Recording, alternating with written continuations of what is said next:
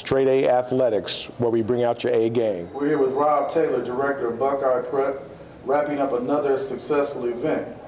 Rob, explain to us what exactly the Buckeye Prep Showcase is.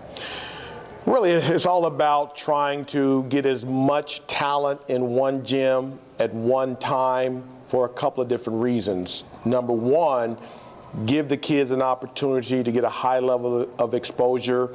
This particular event, we must have had at least 15 major scouting services in the gym covering these kids. So there are some kids who are going to leave here after this weekend with a big name because they earned it on the court, number one.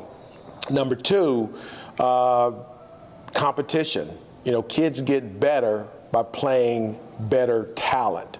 So we try to offer that here. And number three, this type of event gives kids an opportunity to meet new kids, you know, to form relationships that will last a lifetime. A lot of times that's undervalued by parents, but it really means a lot for these kids. Now, we noticed, Rob, and it's something that we love, that you changed the format. Talk about the change that you made as well as why the change.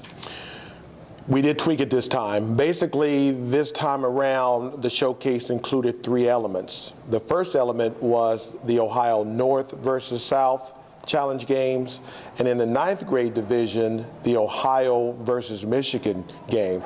Basically, what I wanted to do was try to bring together the top kids from the northern half of the state and the top kids from the southern half of the state, and to have them challenge each other, you know, for bragging rights. It's an ideal that has never been done in the state of Ohio, and I'm not sure it's being done quite the same way anywhere in the country. Of course, Ohio and Michigan, you know, we're natural rivals. We're border states. We both produce excellent athletes, basketball players. You know, so I was able, with the help of Aljamain Eichelberger, you know, put together a Michigan team of some of their top 2016 kids, and I was able to do the same thing with Ohio. So I'm real proud of the fact that we were able to pull that off, and we got such a good reception. The second element of the showcase was the skills and drills. My initial event was a 2-day camp, and it included skills and drills. And this was my attempt to kind of get in more with a developmental piece, because I'm a big proponent of skills and drills and development. So I wanted to have that part of my showcase. And of course, the third element is the traditional Sunday format, where the kids are divided among teams. They play 3 games. The top 2 or 3 kids are chosen for a final All-Star game on Sunday. So that really kind of represents the changes that we had this time around.